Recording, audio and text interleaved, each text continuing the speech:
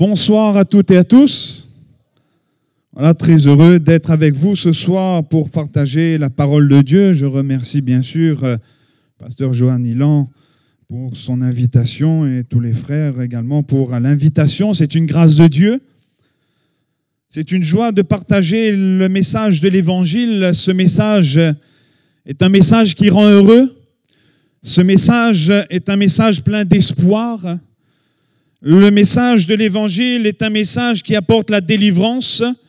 Le message de l'Évangile est un message qui apporte la joie, la paix, la grâce de Dieu. Alléluia.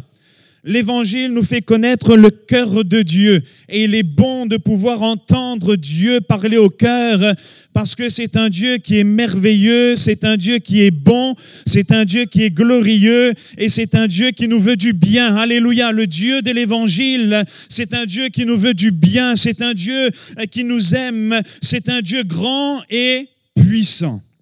Je voudrais partager avec vous dans le livre des psaumes au chapitre 77 et au verset 15, ce passage qui nous parle justement de la puissance de Dieu, qui nous fait connaître la personne de Dieu.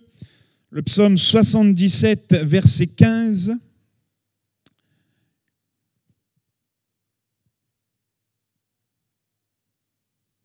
Au verset 14. Ça dépend des versions. Voilà. Le verset 14 ou 15. Il est dit, tu es le Dieu qui fait des prodiges, tu as manifesté parmi les peuples ta puissance. Amen. Tu es le Dieu qui fait des prodiges, tu as manifesté parmi les peuples ta puissance. L'Évangile nous parle du véritable Dieu, le Dieu des miracles, celui qui est tout-puissant, celui qui agit avec puissance. Il est l'autorité suprême. La parole de Dieu nous dit que lorsque Dieu dit quelque chose, la chose arrive. Même ce qui n'existe pas, il l'ordonne et la chose se met à exister. Parce que Dieu est l'autorité suprême. Il n'y a rien ni personne qui soit au-dessus de lui. Et c'est de ce Dieu-là que l'Évangile nous parle, un Dieu qui est véritable, un Dieu qui a une bouche et qui parle, un Dieu qui agit avec puissance et un Dieu qui nous fait connaître sa volonté et sa parole. C'est le Dieu des prodiges, c'est le Dieu des miracles et rien n'est impossible à Dieu. Dans le psaume 147, verset 5, il est dit « Notre Seigneur est grand ». Puissant par sa force et son intelligence n'a point de limite. Il nous est encore parlé de la puissance de Dieu, de sa force. Le psaume 89, le psalmiste déclarera ceci au verset 9, « Éternel des armées, qui est comme toi, puissant, ô Éternel ». Oui, Dieu est puissant.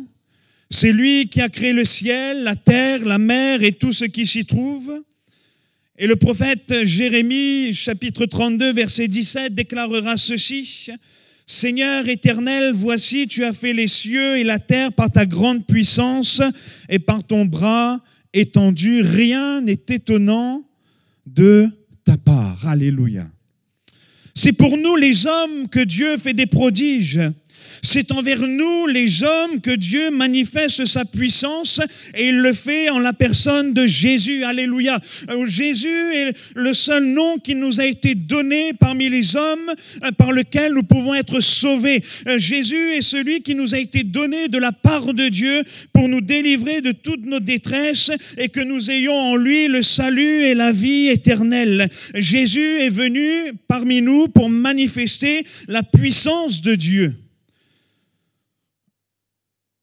Lorsque Jésus agit, c'est Dieu qui agit. Lorsque Jésus parle à nos cœurs, c'est Dieu qui parle à nos cœurs. Et il est dit de Jésus, un fils nous est né, un enfant nous est né, un fils nous est donné. La domination reposera sur son épaule, on l'appellera admirable, on l'appellera conseiller, Dieu puissant, Père éternel et prince de la paix. Jésus est le Dieu puissant. Alléluia. Par Jésus, Dieu manifeste sa puissance parmi les peuples. Par Jésus, Dieu accomplit des prodiges et des miracles.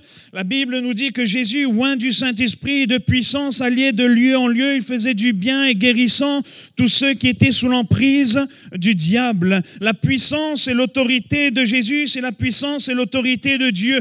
Et Jésus agit avec puissance pour nous relever.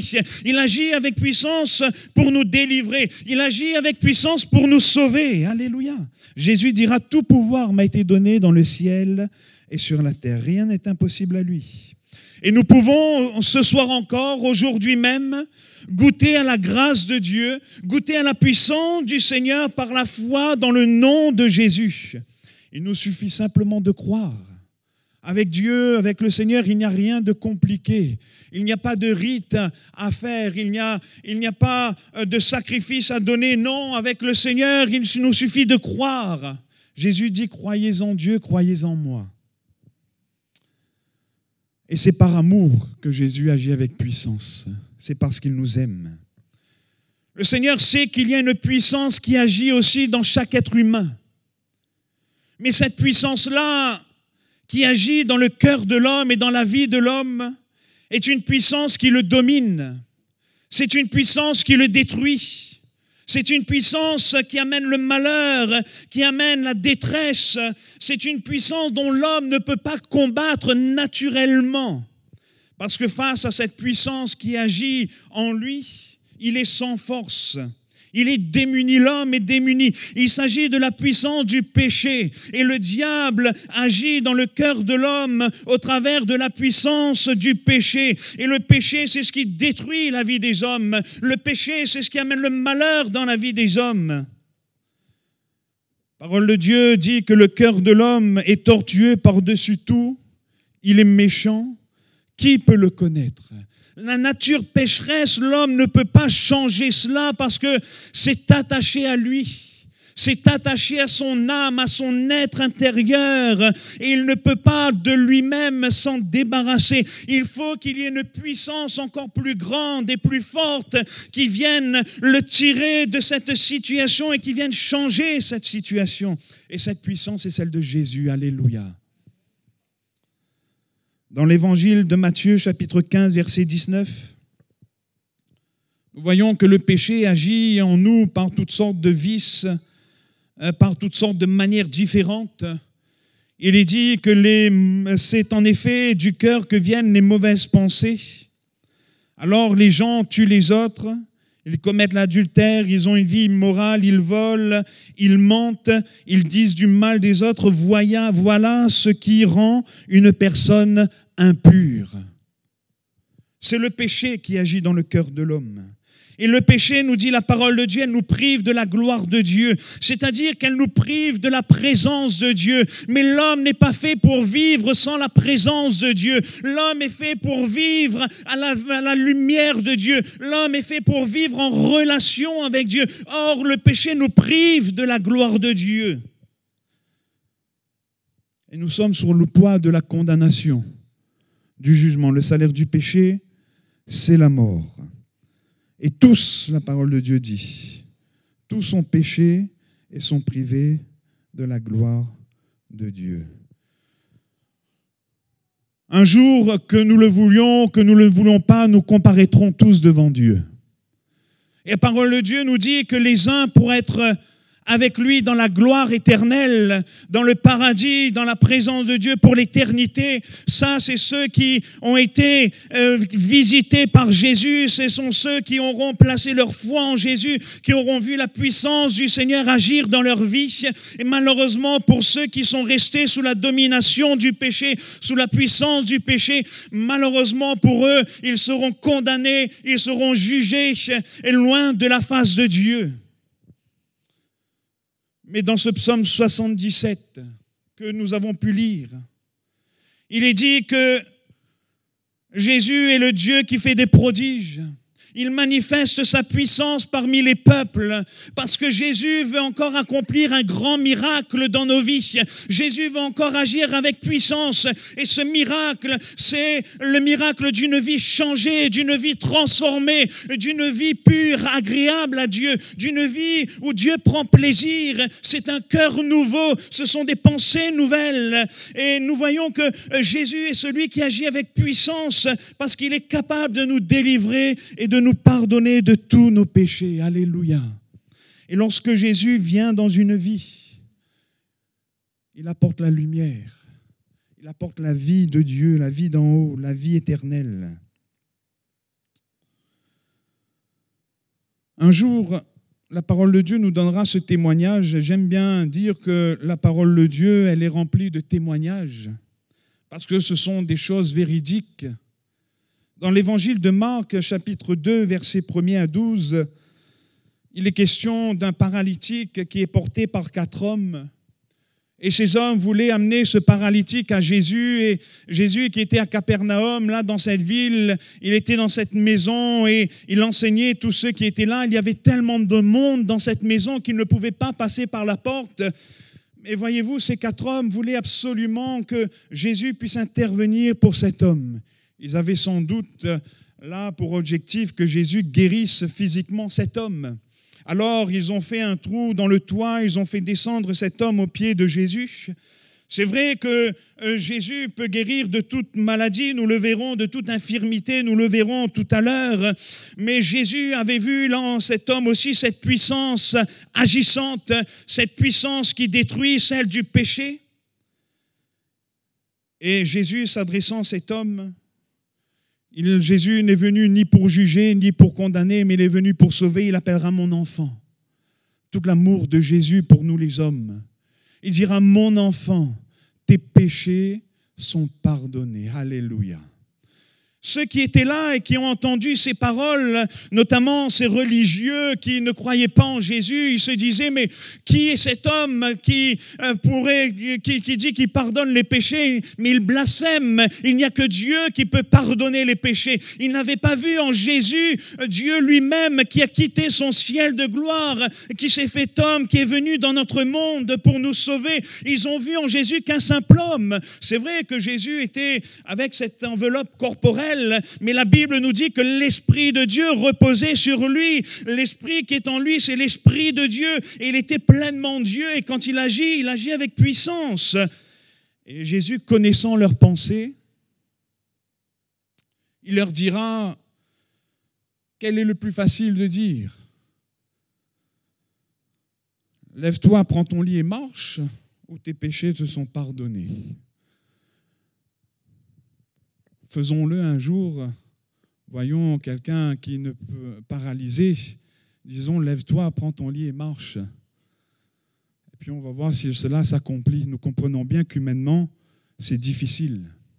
Mais Jésus va leur prouver que lui, quand il dit quelque chose, il ne le dit pas en vain.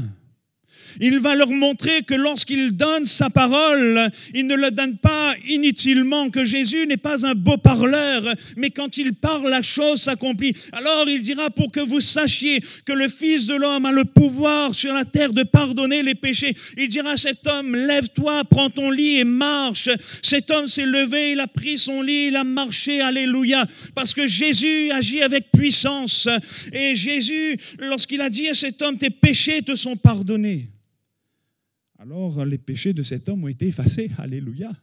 Ils ont été pardonnés. Parce que Jésus n'est pas un homme pour mentir, mais ce qu'il dit, la chose s'accomplit. Nous pouvons aussi goûter à cette grâce. La grâce d'une vie changée. La grâce d'une vie transformée.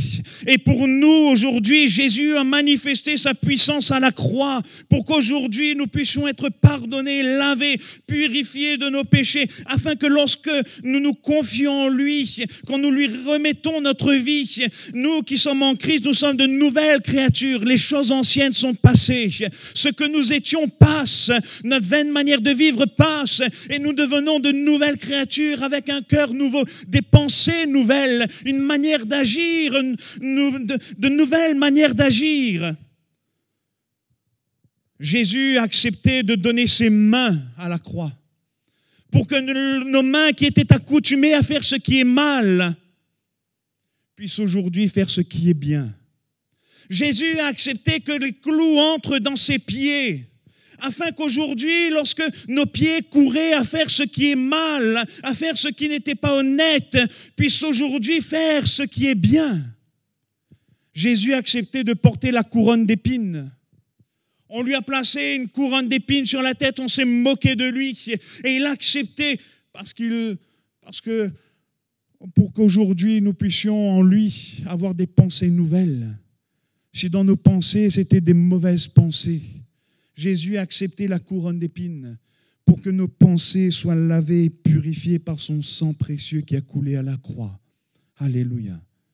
Jésus, lorsqu'il a été maltraité, lorsqu'il a été humilié, la Bible nous dit qu'il n'a pas ouvert la bouche, mais il s'est laissé faire pour qu'aujourd'hui notre bouche ne puisse plus donner des insultes, ne puisse plus dire du mal, ne puisse plus apporter le mal, mais que notre bouche puisse apporter le bien. Alléluia.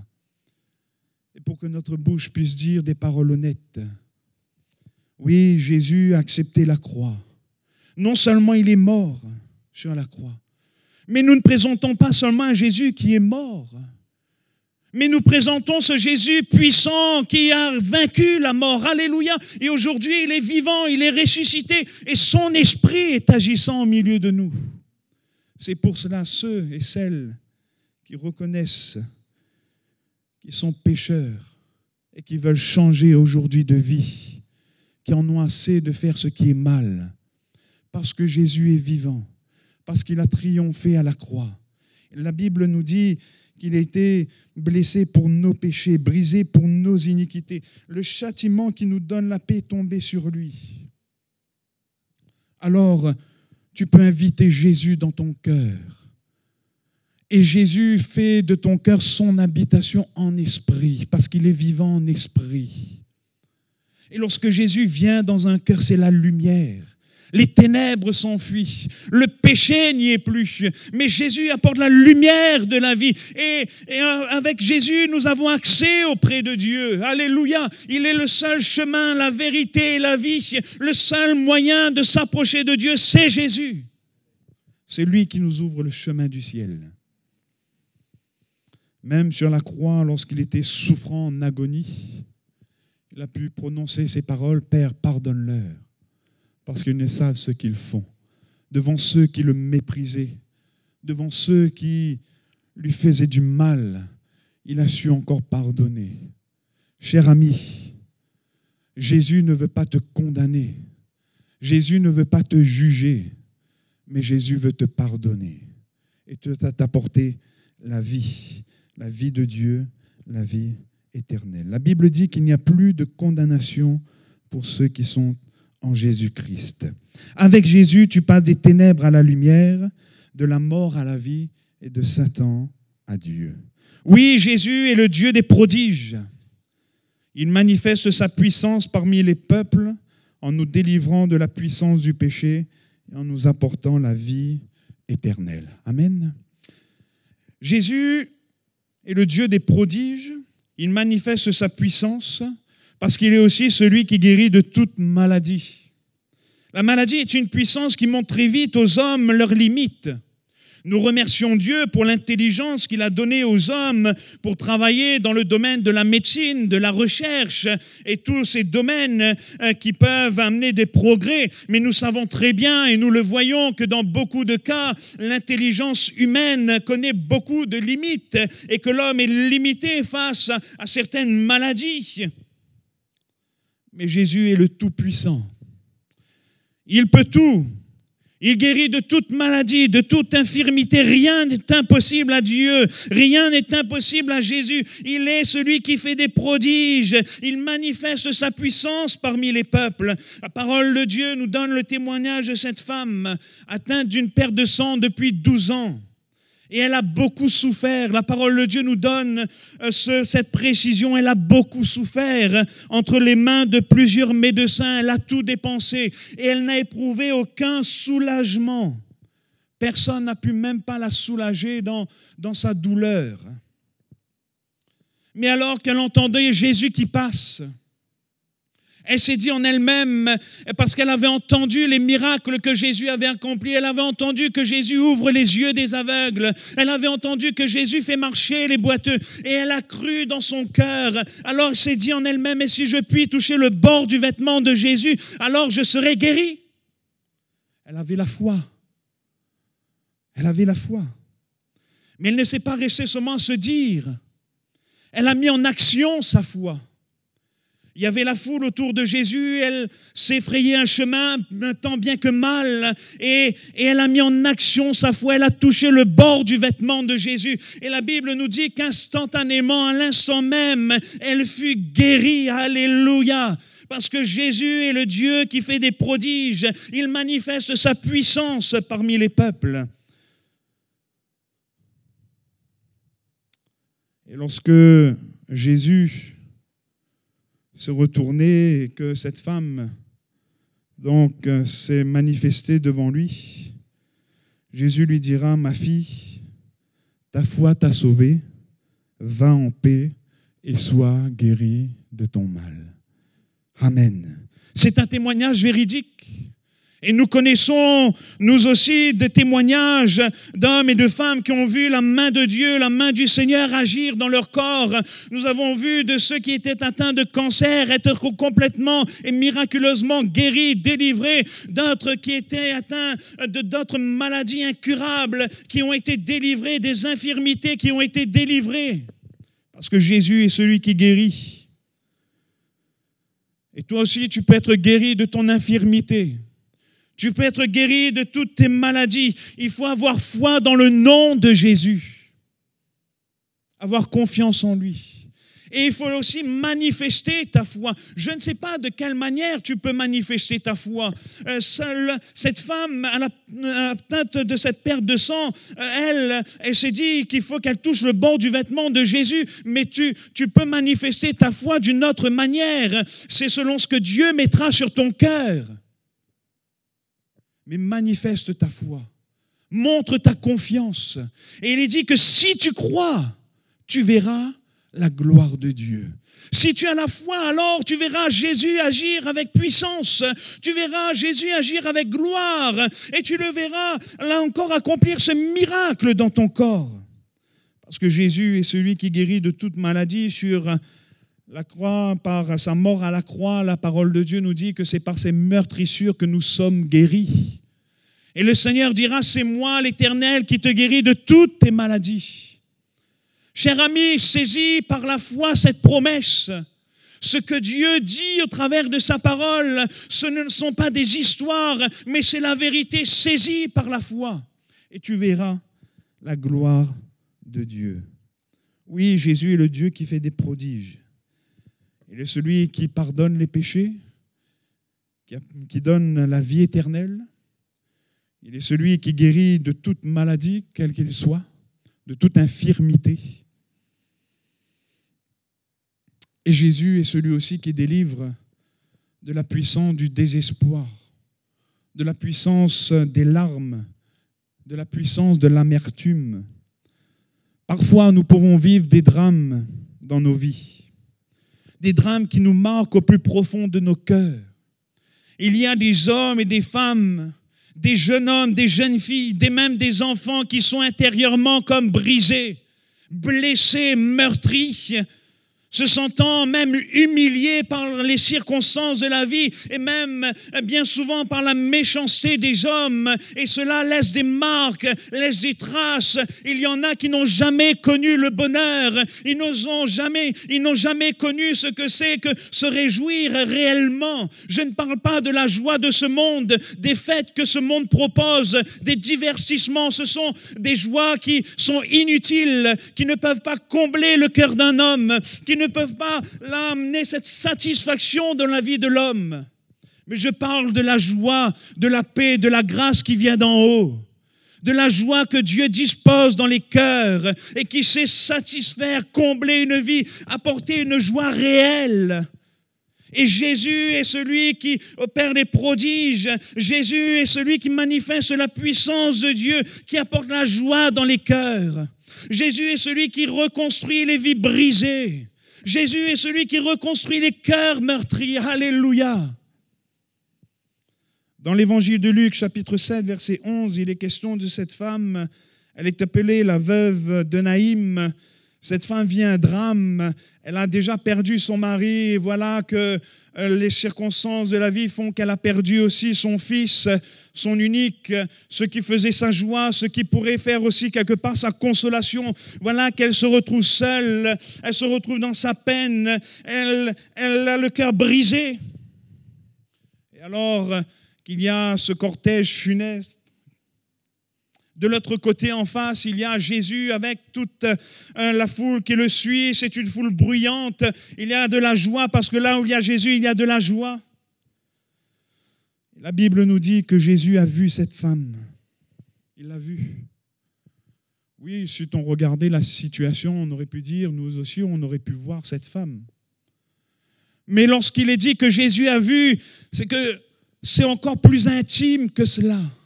Jésus voit dans les profondeurs des cœurs. Jésus sait lire ce qu'il y a dans l'âme des hommes. Il sait ce qu'il y a dans les profondeurs des cœurs. Et Jésus a vu la détresse de cette femme. Alors Jésus va s'approcher, il va toucher le cercueil, il va ressusciter cet enfant. Alléluia. Il n'y a que Jésus qui peut faire cela. Il n'y a que Jésus qui peut ressusciter ce qui est mort. Et cette femme, elle a eu la joie et la consolation. Jésus change le deuil en allégresse, il change les larmes en joie, car il est tout-puissant. Et tant qu'il n'a pas dit son dernier mot, même si tout nous semble mort, même s'il y a le désespoir, même s'il y a là la tristesse, tant que Jésus n'a pas dit son dernier mot, alors il y a de l'espoir. Parce que Jésus, c'est le Dieu de la vie. Alléluia. Dans le livre des Actes, chapitre 3, il nous est parlé de cet homme boiteux de naissance, mendiant, qui est assis à la porte du temple. Alors, ça peut paraître un peu étrange pour cet homme. Le nom de cette porte était appelé la Belle. On ne peut pas dire que cet homme vivait une belle vie, n'est-ce pas? Boiteux de naissance, mendiant, assis là au bord du chemin, demandant l'aumône. Et cette porte qui s'appelle la Belle, peut-être lui aussi, il aurait rêvé d'une belle vie, il aurait rêvé d'une vie épanouie, d'une vie heureuse, mais il était là dans sa condition misérable et il était accoutumé, on venait, on l'amenait là, il demandait l'aumône et voilà, c'était sa vie. Quel avenir! Mais la Bible nous dit que Pierre et Jean, qui montaient ensemble pour prier, cet homme leur a demandé l'aumône comme il avait l'habitude de faire. Et là, ils se sont adressés à cet homme, il leur a dit « Regarde-nous ». Alors cet homme les a regardés et la Bible nous dit qu'il les a regardés attentivement, s'attendant à recevoir d'eux quelque chose. C'est important ce passage. Il s'attendait à recevoir d'eux quelque chose. Et Pierre dira, je n'ai ni argent ni or, mais ce que j'ai, je te le donne. Au nom de Jésus de Nazareth, lève-toi et marche. Et nous voyons cet homme marchant dans le temple, marchant, sautant et louant Dieu. Il était dans la joie. Alléluia. Pourtant, il n'était pas plus riche, hein? Mais Dieu l'a visité. Et Jésus n'était pas présent en chair et en os. Mais l'Esprit de Dieu était agissant au travers de ses serviteurs, Pierre et Jean. Et l'Esprit de Dieu a agi. Et Dieu a déversé sa joie dans le cœur de cet homme. Cher ami, je ne sais pas ce qui cause ta douleur. Je ne sais pas ce que tu as vécu dans ta vie. Je ne sais pas ce que tu as vécu dans ton enfance. Je ne sais pas ce qui fait ta peine, ta tristesse. Mais je sais une chose, c'est que si tu confies à Jésus ta vie, si tu le laisses prendre les choses en main, le Seigneur saura tout reconstruire. Et je me plais à dire que Jésus, c'est un artiste. Parce que quand Jésus fait les choses, il le fait merveilleusement bien. Il en fait un chef-d'œuvre, alléluia. Et Jésus peut faire de ta vie un chef-d'œuvre, alléluia. Le psaume 147, verset 3, il est dit, il guérit ceux qui ont le cœur brisé et il pense leurs blessures.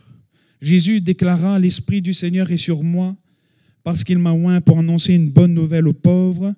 Il m'a envoyé guérir ceux qui ont le cœur brisé, proclamer aux captifs la délivrance, aux aveugles le recouvrement de la vue, renvoyer libres les opprimés. Crie à Jésus, là où tu es, à ta place. Fais connaître à Jésus ta douleur. Fais connaître à Jésus ta peine. Et laisse le Seigneur agir. Alléluia. Il reconstruit sur d'anciennes ruines. Tourne-toi vers Jésus et laisse-lui prendre ta vie en main. Elle sera entre de très bonnes mains. Elle sera entre les mains du Tout-Puissant, entre les mains du Dieu qui fait des prodiges et entre les mains de celui qui manifeste sa puissance parmi les peuples. Alléluia. Oui, Jésus est celui qui est tout-puissant. Il opère des prodiges, il agit avec puissance. Aujourd'hui, nous pouvons le voir agir par son esprit dans nos cœurs, dans nos âmes, dans nos corps, dans nos vies. Nous pouvons goûter à sa grâce. Face à la puissance du péché, seul Jésus peut te pardonner et te délivrer. Face à la puissance de la maladie, seul Jésus peut te guérir. Face à la puissance des douleurs, des larmes et du désespoir, seul Jésus peut consoler ta vie. Car Jésus est le Dieu qui fait des prodiges. Il est le Dieu qui manifeste sa puissance parmi les peuples et il manifeste sa puissance ce soir dans ta vie et dans ton cœur. Alléluia.